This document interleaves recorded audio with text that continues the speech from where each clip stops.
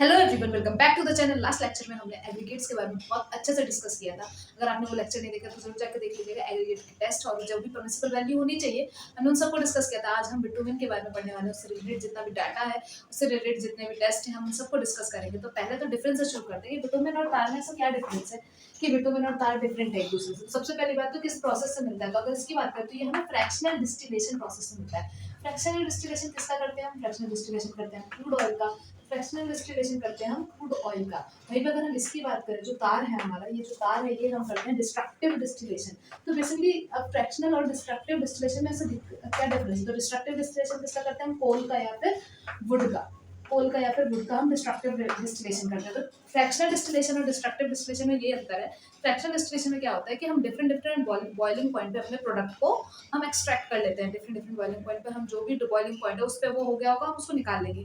लेकिन यहाँ पे डिस्ट्रक्टिव में जैसे कि नाम बताता है कि वो पूरा ही हम बर्न कर देते हैं और फिर हम अपना बाय प्रोडक्ट निकालते हैं। तो ये हमारा पूरा डिस्ट्रक्टिव डिस्टिलेशन से मिलता है, ये हमारा फ्रैक्शनल डिस्टिलेशन से मिलता है। इसके अंदर लेस कार्बन कंटेंट होता है, इसके अंदर कार्बन कंटेंट जो है वो लेस कार्बन कंटेंट पाया जाता है। वहीं पर अगर हम इसकी बात करते हैं तो ये जो है हमारा तार, तार के अंदर हमारा हाई कार्बन कंटेंट पाया जाता है। हाई कार्बन कंटेंट, कार्बन का जो अमाउंट है इसके अंदर हाई कार्बन कंटेंट है। और वैसे भी हमें पता है कि हम फ्यूचर में अब अपने जो हम फ्यूचर में बात कर रहे हैं कि हमारे एनवायरनमेंट से, जो एनवायरनमेंट है उसको हमें कार्बन फ्री बनाना है, तो हमें कार्बन कंटेंट वाली चीजों की मात्रा को कम करना पड़ेगा। तो इसमें हाई कार्बन कंटेंट है, इसमें लेस कार्बन कंटेंट है। वहीं पे बात करें कि ये किस किस में सॉल्युबल है, तो ये जिसमें सॉल्युबल है वो है हमारा CS2, जो कि कैल्शियम डाइसल्फाइड एंड CCl4, मतलब क्या, चार हमारे क्लोराइड के हैं और एक यहाँ पे कैल्शियम हो जाएगा कार्बन डाइसल्फाइड, और ये हमारा कार्बन है, और चार हमारे क्लोरीन के, तो कार्बन हमारा टेट्राक्लोराइड। तो carbon disulphide and carbon tetrachloride इसमें सॉल्युबल है। वहीं पे इसकी बात करें तो ये हमारा टॉयलीन में सॉल्युबल है। टॉयलीन में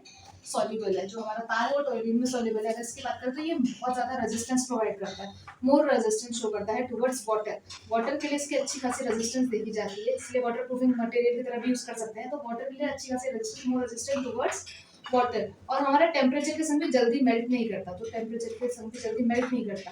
वहीं पर अगर हम इसकी बात करें तो ये हमारा लेस रेजिस्टेंस शो करता है, लेस रेजिस्टेंस शो करता है हमारा टुवर्ड्स वाटर। और टेम्परेचर में जितनी जल्दी हमारा तार मेल्ट कर जाता है, उससे मतलब हमारा जो बिटुमेन है वो जितनी जल्दी मेल्ट नहीं करता है, उससे कम ही टेम्परेचर पे हमारा तार मेल्ट कर जाता है। तो इसकी बात करें लेस रेजिस्टेंस टुवर्ड्स वाटर। तो अभी हमने कुछ डिफरेंस देखा कि ये फ्रैक्शनल डिस्टिलेशन से होता है, ये हमारा डिस्ट्रक्टिव डिस्टिलेशन से होता है। वहीं पे वाटर कंटेंट अगर देखा जाए तो कार्बन कंटेंट देखा जाए तो तार में कार्बन कंटेंट ज्यादा है in compare to bitumen. Bitumen में हमारा जो कार्बन कंटेंट है वो कम है। सॉल्युबल किस किस में? कार्बन डाइसल्फाइड में या फिर कार्बन टेट्राक्लोराइड में। तो वहीं पे अगर बात करें वाटर की तरफ, इसकी रेजिस्टेंस ज्यादा है और टेम्परेचर से लेस टेम्परेचर से जो हम बात करते हैं, टेम्परेचर की बात करें तो लेस ससेप्टेबल है, लेस ससेप्टेबल है। टेम्परेचर की बात करें वहीं पे ये मोर ससेप्टेबल है, मोर ससेप्टेबल है। अगर इसकी बात करते हैं जो हमारा तार है, तो ये कुछ डिफरेंस है जो कि याद रखना है, क्योंकि आजकल स्टेटमेंट वाले क्वेश्चंस बहुत ज्यादा पूछे जा रहे हैं। तो ये स्टेटमेंट वाले जो क्वेश्चन है उनमें ये पूछा जा सकता है कि क्या क्या, कौन सा स्टेटमेंट करेक्ट है। तो आपको ये सब जो है ये पॉइंट्स आपको दिमाग में लिखने, एक बार आप लिख लोगे तो बहुत अच्छे से रिवाइज हो जाएंगे। अगर हम बात करते हैं, अगर स्पेसिफिक ग्रेविटी की बात की जाए, बिटुमेन की स्पेसिफिक ग्रेविटी की बात की जाए, तो ये 0.98 से लेके 1 के बीच में वेराई करता है। पर वहीं पे अगर हम इसकी बात करते हैं तो 1.2 से लेके 1.4 के बीच में तार की स्पेसिफिक ग्रेविटी वेराई करती है। तो बिटुमेन के विस्कस ग्रेडियंट को डिस्कस कर लेते हैं। यहाँ से भी क्वेश्चन पूछा जाता है। एक तो यही क्वेश्चन पूछा जाता है कि कितने प्रकार के विस्कस ग्रेडियंट होते हैं हमारे बिटुमेन के। तो अगर इसकी बात करें तो इस तरीके से ऑप्शन होता है कि इनमें से कौन सा विस्कस ग्रेडियंट नहीं है। तो VG10, VG20, VG30, VG40, VG50। जो VG50 है वो हमारा कोई भी विस्कस ग्रेडियंट नहीं है। तो VG का पहली बात तो फुल फॉर्म क्या है? V और G है, तो हमारा ये हो गया विस्कस ग्रेडियंट। तो ये हो जाएगा हमारा विस्कस ग्रेडियंट। इसमें भी हमारे 10 से लेके 40 तक ही होता है, तो 10 से लेके 40 तक ही होता है, 50 वाला नहीं होगा ऑप्शन। तो हमारे चार तरीके की VG होते हैं, तो VG40, VG30, VG20 and VG10। तो VG10, अगर हम इनकी पेनिट्रेशन की वैल्यू की बात करें, ये भी अब एग्जाम में पूछा जा सकता है। तो पेनिट्रेशन की वैल्यू की बात करें तो ये कितना पेनिट्रेट कर सकता है, तो इसकी बात करते हैं। 40 वाला हमारा 35 फुट पेनिट्रेट कर सकता है, फिर 10 से इंक्रीज कर दो तो 30 वाला हमारा 45, फिर ये हमारा 50 में ऐड कर दो तो ये हो जाएगा हमारा 60, और फिर 20 ऐड कर दोगे तो हमारा हो जाएगा ये 80। तो ये पेनिट्रेशन वैल्यू आपको VG की देखने को मिलती है। वहीं पे एप्लीकेशन में पूछा जा सकता है कि जो VG40 है वो कहाँ यूज किया जाता है, तो हमारे हाई स्ट्रेस एरिया में।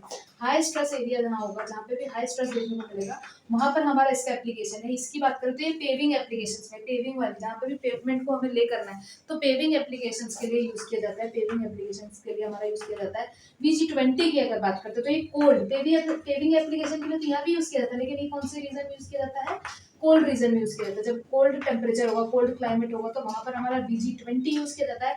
और अगर हम VG10 की बात करते हैं, VG10 की बात करते हैं, स्प्रेइंग एप्लीकेशन के लिए यूज किया जाता है। स्प्रेइंग एप्लीकेशन के लिए हमारा VG10 यूज किया जाता है। तो ये कुछ है जगह पर यूज की जाते हैं, तो किसी भी तरीके से डाटा पूछा जा सकता है। इंपॉर्टेंट टेबल है हमारी जिसमें VG10, VG20, 30, 40 पेनिट्रेशन की वैल्यू देती है, तो 40 की 35, 30 की हमारी 45 से 10 से इंक्रीज किया, फिर हमने 15 इंक्रीज किया तो 30 है, फिर उसमें 20 इंक्रीज किया तो हमें 80 देखने को मिला। तो ये हमारे VG10, 20, 30, 40 है, जिसमें 40 की वैल्यू हमारे हाई स्ट्रेस एरिया में यूज की जाती है। वहीं पे जो हमारी VG30 है वो हमारा पेविंग एप्लीकेशन में यूज किया जाता है। वहीं सेम जो 20 आ जाएगा फिर वो पेविंग एप्लीकेशन के लिए तो यूज किया जाएगा, लेकिन कोल्ड एरिया में। वहीं पे हम इसकी बात करते हैं, जो VG10 है वो हमारा स्प्रेइंग एप्लीकेशन के लिए यूज किया जाता है। जहाँ पर भी हमें स्प्रेइंग वाले मेथड को यूज करना है वहाँ पर हम VG10 को यूज करते हैं। कुछ इंपॉर्टेंट विटामिन के टेस्ट को डिस्कस कर लेते हैं, एग्जाम्स में पूछे जाते हैं और इनके पॉइंट से पूछे जाएंगे, इसको भी डिस्कस कर लेते हैं। तो सबसे पहला टेस्ट हम लेते हैं हमारा हमारे विस्कोसिटी टेस्ट। तो सबसे पहला टेस्ट हमारा विस्कोसिटी टेस्ट, इसको बेसिकली किस में मेजर किया जाता है, दोनों पॉइंट इंपॉर्टेंट है। तो पूछा जाता है मैचिंग में किस में मेजर किया जाता है, तो विस्कोमीटर में मेजर किया जाता है, या फिर उसे हम सेबोल्ट फ्यूरोल भी बोलते हैं। तो उसको जो मेजर किया जाता है, विस्कोमीटर लिखा होगा तो ऑब्वियसली हम मैच कर देंगे कि विस्कोसिटी से मेजर किया जाता है विस्कोमीटर में। अगर वहीं पे बात करता है तो दूसरा हो जाएगा सेबोल्ट फ्यूरोल में मेजर किया जाता है। इसमें क्या होता है, हम 60 ml का विटामिन लेते हैं, उसको एक फ्लास्क में रखते हैं, ऑरिफाइस मीटर में रखते हैं, वहां से पास किया जाता है। किसके टर्म्स में मेजर करते हैं, वेरी इंपॉर्टेंट, हम इसको टाइम्स के टर्म्स में मेजर करते हैं कि अगर उसको पास करने में बहुत ज्यादा टाइम लिया तो इसका मतलब क्या है कि वो बहुत ज्यादा विस्कस है, हाईली विस्कस है। अगर उसे बहुत कम टाइम लिया, उसने उससे पास करने में, उस जगह से पास करने में उसने कम टाइम लिया, तो वो बेसिकली लेस विस्कस है। तो अगर हम इसकी बात करें तो टाइम के टर्म्स में मेजर किया जाता है विस्कोसिटी टेस्ट को, कि ज्यादा टाइम लिया तो इसका मतलब बहुत ज्यादा, भाई बहुत टाइम ले रहा है पास होने में, तो विस्कोसिटी उसकी बहुत ज्यादा है, इस टर्म में हम मेजर करते हैं। वहीं पे दूसरा इंपॉर्टेंट टेस्ट हमारा वो है हमारा डक्टिलिटी टेस्ट। अगर हम दूसरे इंपॉर्टेंट टेस्ट की बात करें तो ये हमारा डक्टिलिटी टेस्ट है। तो ये किसमें परफॉर्म किया जाता है, डक्टिलिटी टेस्ट की अगर बात करी जाए तो ये ब्रिकेट टेस्ट में, ब्रिकेट एपरेटस में हमारा परफॉर्म किया जाता है। ब्रिकेट एपरेटस में हमारा परफॉर्म किया जाता है। बेसिकली अब क्या है कि यहाँ पर आपको कुछ इस तरीके से आपको देखने को मिलेगा, आपको किस तरीके से देखने को मिलेगा, हम इसको क्या है स्ट्रेच करते हैं, हम इसको क्या करते हैं स्ट्रेच करते हैं। स्ट्रेच करेंगे, इसकी बेसिकली हमें डक्टिलिटी बिहेवियर या इलास्टिसिटी को चेक करना है कि कितना इलास्टिक है, कितना डक्टाइल बिहेवियर शो कर सकता है। तो बेसिकली डक्टिलिटी टेस्ट में हम विटामिन की इलास्टिसिटी को चेक करते हैं, वायर के फॉर्म में हम इसको स्ट्रेच करते हैं। तो मैक्सिमम कितना स्ट्रेच देखने को मिल सकता है हमें, 75 सेंटीमीटर तक हमें मैक्सिमम स्ट्रेच देखने को मिलता है। अगर और ये बिना ब्रेक डाउन हुए, बिना क्रैक हुए हमें इसको इलोंगेट करना है, ब्रैकेट टेस्ट में हमें इसे इलोंगेट करना है बिना ब्रेक हुए। तो इस वाले टेस्ट को हम बोलते हैं डक्टिलिटी टेस्ट। अब यहाँ पे पूछा जाता है, जैसे विस्कोसिटी टेस्ट को हमने किस में मेजर किया, टाइम में मेजर किया, तो डक्टिलिटी टेस्ट को हम किस में मेजर करें, सेंटीमीटर, 75 सेंटीमीटर में करें, कितना मैक्सिमम हो सकता है, इसका मतलब हम इसको किस में मेजर करते हैं, लेंथ में।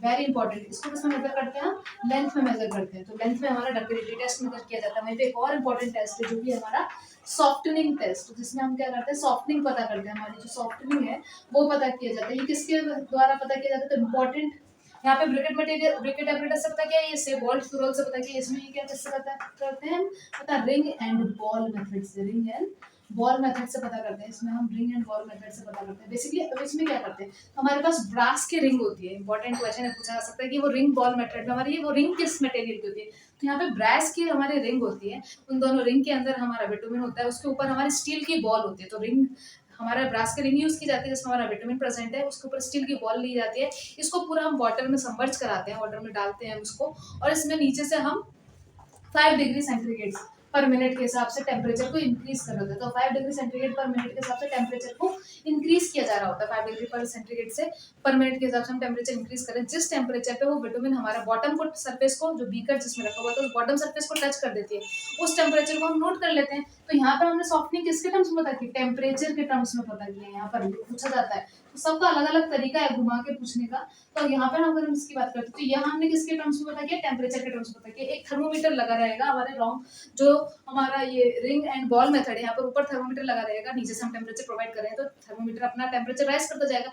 जिस पर हमारा विटामिन ने नीचे जाकर सरफेस को टच कर दिया, उस टेम्परेचर को हम नोट कर लेते हैं और वो टेम्परेचर हमारा सॉफ्टनिंग टेम्परेचर हो जाता है। तो बेसिकली ये 35 से 70 डिग्री सेंटीग्रेड के बीच में इसकी वैल्यू वेराई करती है। तो 35 डिग्री सेंटीग्रेड से लेकर 70 डिग्री सेंटीग्रेड के बीच में वैल्यू वेराई करती है। हम मोस्टली 40 डिग्री से ज्यादा की वैल्यू को लेते हैं, क्योंकि हमारा इंडिया में आप टेम्परेचर दे सकते हो 45 से ऊपर ही पहुंच जाता है, तो हम इससे ऊपर की वैल्यू को ही कंसीडर करते हैं। तो ये हमारा सॉफ्टनिंग के लिए जो पता करते हैं वो रिंग एंड बॉल मेथड हो गया। तो किसी भी तरीके से मैच में पूछ सकते हैं कि किससे कौन सा एपरेटस यूज किया जाता है या किसके टर्म्स में वैल्यू को डिनोट किया जाता है। ये सब इंपॉर्टेंट डाटा है, आप लोग अपने नोट्स में जरूर लिख लीजिए। इंपॉर्टेंट टेस्ट देख लेते हैं बिटुमिन के। तो नेक्स्ट अगर इंपॉर्टेंट टेस्ट की बात करते हैं, एक और one of the most important है फ्लैश एंड फायर टेस्ट। अगर इसकी बात करी जाए तो फ्लैश एंड फायर टेस्ट जो है हमारा ये परफॉर्म किया जाता है, आप लोगों ने कॉलेजेस में भी परफॉर्म किया होगा। Flash and fire test bitumen पे परफॉर्म किया जाता है। तो सबसे पहले बात के सेपरेटस की हेल्प से करते हैं, तो ये पेंस्की मार्टिन टेस्ट किया जाता है, पेंस्की मार्टिन एपरेटस में किया जाता है हमारा ये जो टेस्ट है फ्लैश एंड फायर टेस्ट। तो ये पेंस्की मार्टिन टेस्ट किया जाता है, इसमें एपरेटस में किया जाता है। वहीं पे अगर हम बात करते हैं इसमें करते क्या है, तो हम बिटुमिन का कुछ बिटुमिन लेते हैं, उसको हम टेम्परेचर प्रोवाइड करते हैं। तो बिटुमिन को हम हीट अप करते हैं, बिटुमिन की हीट अप करते हैं। तो अब हमारा एक फ्लैश पॉइंट होता है जो कि हमेशा फायर पॉइंट से पहले आएगा। इसमें क्या होता है, फ्लैश पॉइंट में क्या होता है, बहुत लोगों को कंफ्यूजन होता है। बेसिकली क्या है, बिटुमिन को हमने हीट अप किया तो एक टाइम आएगा जब उसके वेपर्स निकलने लगेंगे।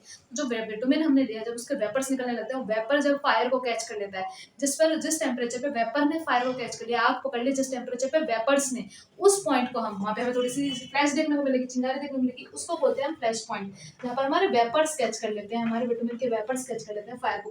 वहीं पे एक होता है हमारा फायर पॉइंट। फायर पॉइंट में क्या देखने को मिलेगा, ये कुछ अब जैसे वेपर्स ने कर लिया, कुछ देर बाद क्या होगा, विटामिन के मटेरियल ने जब फायर को कैच कर लिया, जब इतना टेम्परेचर हमने इंक्रीज कर दिया, जब विटामिन का जो मटेरियल है उसने जब आग पकड़ ली, उसी पॉइंट को, उसी टेम्परेचर को हम बोलते हैं फायर पॉइंट। यहाँ पर हमारा मटेरियल आग पकड़ लेता है, वहां पर हमारा जो है वेपर्स को फायर कर लेता है, वो कैच कर लेता है फायर को। वहीं पर अगर हम बात करें तो जो जितने भी हमने वीजी पढ़े थे 10, 20, 30, 40 जितने वीजी पढ़े थे, अगर उसके फ्लैश पॉइंट पूछा जाता तो फ्लैश पॉइंट जो हमारा है वो है हमारा विटामिन का फ्लैश पॉइंट, हमें 220 डिग्री सेंटीग्रेड देखने को मिलता है। 220 डिग्री सेंटीग्रेड देखने को मिलता है हमारा फ्लैश पॉइंट जो है ये हमारा। अगर हम बात करें एक और स्टेट में पूछा जाएगा क्या कभी फायर पॉइंट हमारा फ्लैश पॉइंट से पहले आ सकता है, तो ऐसा नहीं है।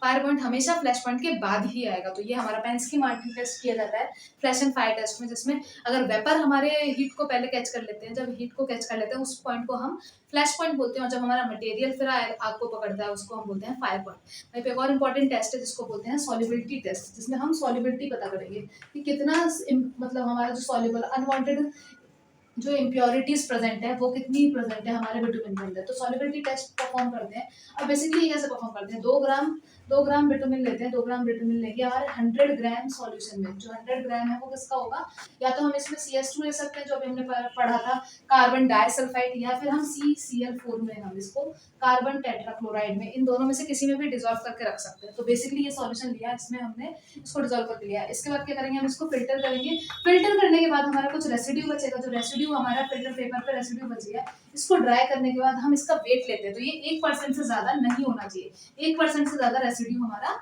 जो वेस्ट है, हमारा जो रेसिड्यू है वो 1% से ज्यादा नहीं होना चाहिए। हम सॉल्युबिलिटी टेस्ट में बेसिकली क्या पता कर रहे हैं कि कितना अनवांटेड इसमें वेस्ट हमारा प्रेजेंट है। तो क्या करेंगे, पहले हमने 2 ग्राम बिटुमिन लिया, बिटुमिन लेने के बाद इसको CCS2 या फिर CCl4 में हमने इसको पुट किया, फिर फिल्टर में जो हमारा रेसिड्यू बच गया उसको हमने ड्राई किया, और उसके बाद ड्राई करने के बाद वेट किया, तो वो 1% से ज्यादा उसका वेट नहीं आना चाहिए जितना भी हमने बिटुमिन लिया है। वहीं पे एक और टेस्ट होता है वेरी इंपॉर्टेंट टेस्ट जिसको बोलते हैं हम स्पॉट टेस्ट। हम स्पॉट टेस्ट भी परफॉर्म करते हैं विटामिन पे। स्पॉट टेस्ट किस लिए परफॉर्म किया जाता है, ये देखने के लिए कि क्या उसमें कोई क्रैक आ गया है या फिर वो ओवरहीट हो गई है। ओवरहीट या फिर क्रैक आने के चीजों को देखने के लिए, ओवरहीट या फिर क्रैक की चीजों को विटामिन में देखने के लिए हम स्पॉट टेस्ट को परफॉर्म करते हैं। इसमें क्या करते हैं, हम इसमें 2 ग्राम विटामिन लेते हैं। तो 2 ग्राम विटामिन लेते हैं, 2 ग्राम विटामिन तो यहाँ भी लिया, लेकिन हमने किस चीज का यहाँ पर लिया है ये आपको याद रखना है। यहाँ पर हम 2 ग्राम विटामिन लेते हैं, 2 ग्राम विटामिन लेते हैं, और इसके संग 10 ml नेफ्थलीन लेते हैं। वेरी इंपॉर्टेंट, पूछ सकता है क्या लेते हैं हम स्पॉट टेस्ट में, तो नेफ्थलीन लिया जाता है 10 ml। नेफ्थलीन लेते हैं 10 ml, तो 2 ग्राम विटामिन लेते हैं और 10 ml नेफ्थलीन लेते हैं। बेसिकली इसको हम एक सॉल्यूशन में रखते हैं, बीकर में रखते हैं। अब क्या देखने को मिलेगा आपको, इसको रखने के बाद तो बेसिकली हम 1 घंटे बाद इसमें से ड्रॉप लेंगे और एक फिल्टर पेपर पर डालेंगे। जब 1 घंटे बाद हमने इसमें से कुछ ड्रॉप लिया और फिल्टर पेपर पर डाला, तो हमें देखना है कि क्या वो यूनिफॉर्म कलर शो कर रहा है। अगर वो यूनिफॉर्म ब्लैक कलर शो कर रहा है तो इसका मतलब हमारा अभी ओके है, विटामिन ओके है। फिर यही ड्रॉप जो है, जो ये सॉल्यूशन, इसमें से फिर से ये ड्रॉप 24 आवर्स बाद हमें डालना है। 24 आवर्स बाद हम जब फिल्टर पेपर पर डालेंगे तो हमें देखना है क्या वो यूनिफॉर्म कलर शो कर रहा है, तो इट इज ओके। पर हो सकता है कि वो यूनिफॉर्म कलर ना शो कर रहा हो, फिर वो क्या देखने को हमें फिर उसमें क्या चेक करना है कि क्या वो कोई एनुलर रिंग्स शो कर रहा है, क्या उसमें कोई क्रैक आ रहे हैं। अगर कोई क्रैक है या फिर एनुलर रिंग है, या फिर कोई भी यूनिफॉर्म कलर नहीं, नॉन यूनिफॉर्म कलर है, ब्लैक कलर का कहीं स्पॉट देखने को मिल रहा है, कहीं ब्राउन कलर देखने को मिल रहा है, इससे क्या पता चलता है कि जो हमारा विटामिन है वो ओवरहीट हो चुका है या उसमें क्रैक आ चुके हैं। तो ये हमारा स्पॉट टेस्ट हो गया। तो 3 इंपॉर्टेंट टेस्ट हमने यहाँ भी देख लिए। एक स्पॉट टेस्ट हमारा क्या होता है, यहाँ पे 10 ml नेफ्थलीन दिया जाता है। सॉल्युबिलिटी टेस्ट में आपको याद रखना CCl4 या फिर CS2 लेते हैं हम यहाँ पर, और ये हमारा फ्लैश फायर टेस्ट है जो कि पेंस की मार्टिन टेस्ट में किया जाता है। अब हमारा एक और इम्पॉर्टेंट टेस्ट है जिसमें पेनिट्रेशन टेस्ट किया जाएगा, उसको हम बहुत अच्छे से भी देखेंगे क्योंकि उसमें यहाँ पे ऐसे क्वेश्चन आते हैं जैसे 30/40 या फिर 80/100, तो इसका मतलब क्या होता है। और एक होता है हमारा आसाम बिटुमिन और एक होता है हमारा other than from Assam bitumen, इन सबको किस तरीके से डिनोट करते हैं इसको देख लेंगे तो हमारे जितने भी बिटुमिन के टेस्ट हैं वो हो जाएंगे, और इससे फिर आगे का कोई भी क्वेश्चन बिटुमिन से पूछा नहीं जाएगा। एक और हमारा बहुत ही इंपॉर्टेंट टेस्ट बिटुमिन का वो है हमारा पेनिट्रेशन टेस्ट। अगर पेनिट्रेशन टेस्ट की बात करते हैं तो कुछ इस तरीके का एपरेटस होता है जिसको हम 25 डिग्री सेंटीग्रेड पर हमारा विटामिन को रखते हैं। विटामिन को रखते हैं वहाँ पर ऊपर हमारी निडल लगी होती है, निडल लगी होती है। अब बेसिकली आपको क्या देखने को मिलेगा, अभी निडल ऊपर है, अभी निडल हमारी ऊपर सस्पेंडेड है, फिर हमारा क्या होगा, हमने ऊपर से रिलीज की तो निडल हमारी कुछ अंदर चलेगा, तो यहाँ पर आपको क्या होगा, एक डेप्थ देखने को मिलेगी। यहाँ पर हमारा स्केल होगा, स्केल पर हमें वैल्यू देखने को मिलेगी, तो ये हमारा क्या, यहाँ से क्या पता चल जाएगा हमारा कितना पेनिट्रेशन हुआ है, कितना पेनिट्रेशन हुआ। तो पेनिट्रेशन डेप्थ यहाँ से मिल जाएगी, पेनिट्रेशन डेप्थ यहाँ से मिल जाएगी, फिर हम उसको नोट कर लेंगे। तो बेसिकली यहाँ पर क्या है, हमें ये क्या पता करने को मिलता है, तो एक तो ये हमारा कंसिस्टेंसी पता करता है कि कितनी कंसिस्टेंसी हमें देखने को मिली है, तो पेनिट्रेशन से हमें कंसिस्टेंसी पता चलती है। ग्रेड पता करने को मिलता है, ग्रेड हम पता कर सकते हैं, ग्रेड की वैल्यू को पता कर सकते हैं, जो हमारा ग्रेड है विटामिन की ग्रेडिंग पता करने के लिए यूज किया जाता है। पेनिट्रेशन टेस्ट की बात करें, अगर पेनिट्रेशन टेस्ट की बात करते हैं तो बेसिकली हम 25 डिग्री सेंटीग्रेड पे परफॉर्म करते हैं। यहाँ पर हम 5 सेकंड बाद इसकी वैल्यू को नोट करते हैं। अब यहाँ पर दो तरीके से हम इसको शो करते हैं, एक हमारा होता है 80/100, वेरी मतलब एग्जाम में पूछने वाला वेरी इंपॉर्टेंट पॉइंट है कि एक मतलब है, एक है 80/100, एक होता है हमारा 30/40, तो ये सब ग्रेडिंग है बेसिकली। तो 80/100 का मतलब क्या है कि ये जो है हमारा, ये 8 mm से लेके हमारा 10 mm के बीच में इसकी पेनिट्रेशन वैल्यू, तो इसकी वैल्यू कितनी है, 8 mm से लेके 10 mm तक बीच में इसकी पेनिट्रेशन हम यहाँ पे देखने को मिलेगी। यहीं पे इसका मतलब होता है 3 mm से लेके 4 mm के बीच में इसकी पेनिट्रेशन वैल्यू आपको देखने को मिलेगी। इसकी क्या वैल्यू आपको देखने को मिलेगी, इसकी पेनिट्रेशन वैल्यू 3 mm से लेके 4 mm के बीच में देखने को मिलेगी। तो ये दोनों ही तरीके की ग्रेडिंग है। एक और तरीके से हम शो करते हैं, एक होता है जैसे A30 हो गया हमारा, और एक हो गया हमारा S30। तो ये जो हमारा विटामिन है A30 का मतलब क्या है कि असम में मिला है हमें, और अगर हमारा S लिखा है तो वो अदर देन असम से हमें मिला है, अदर देन असम से मिला है। तो बेसिकली अगर हम ग्रेडिंग की बात करते हैं तो ग्रेडिंग हमारा पेनिट्रेशन मेथड जो होता है, पेनिट्रेशन करके जो हम पता करते हैं वहाँ पे पता किया जाता है। तो अगर 80/100 है और ये पूछ रहे हैं कि कौन ज्यादा ही हमारी पेनिट्रेशन शो कर रहा है, तो ऑब्वियसली हमारा 80/100 की जो वैल्यू है वो हमें ज्यादा पेनिट्रेशन देखने को मिलती है, अदर देन आसाम है ये। तो हमने आज फटाफट से सारे टेस्ट को रिवाइज कर लिया है। यहाँ पर एक और इम्पोर्टेंट वर्ड है जो कि बोला जाता है आसफाल्ट। अगर आसफाल्ट की बात करें तो ये एक हमारा कंपोजिट मटेरियल है, कंपोजिट मटेरियल जिसमें बिटुमिन, हम सैंड को और कोर्स ग्रेवल को मिलाकर एक कंपोजिट मटेरियल बनाते हैं, उसको हम आसफाल्ट बोलते हैं। तो आसफाल्ट क्या हो गया हमारा कि बिटुमिन, हमारा सैंड या एंड फिर कोर्स ग्रेवल जो होता है, हमारे कोर्स जो हमारे एग्रीगेट है उनको मिला के जो बनाया जाता है वो हमारा आसफाल्ट होता है। इन द लास्ट अब हमें एक चीज और डिस्कस करनी है, जैसे कि हमने VG देखा था जो हमारा विस्कस ग्रेडियंट था बिटुमिन के लिए, उसी तरीके से एक RT होता है हमारे तार के लिए, वेरी इंपॉर्टेंट RT होता है हमारे तार के लिए, जो कि RT क्या बताता है, रोड तार। तो तार के लिए जो हमें देखना है ये भी देख लेना है, 5 तरीके के होते हैं, RT1, RT2, RT3, RT4, RT5। तो बेसिकली अगर हम बात करते हैं RT1, RT2, RT3, RT4, RT5, अगर RT5 की बात की जाए, तो बेसिकली ये हमारा ग्राउटिंग पर्पस के लिए यूज किया जाता है। RT5 की बात की जाए तो हमारा ग्राउटिंग पर्पस के लिए यूज किया जाता है।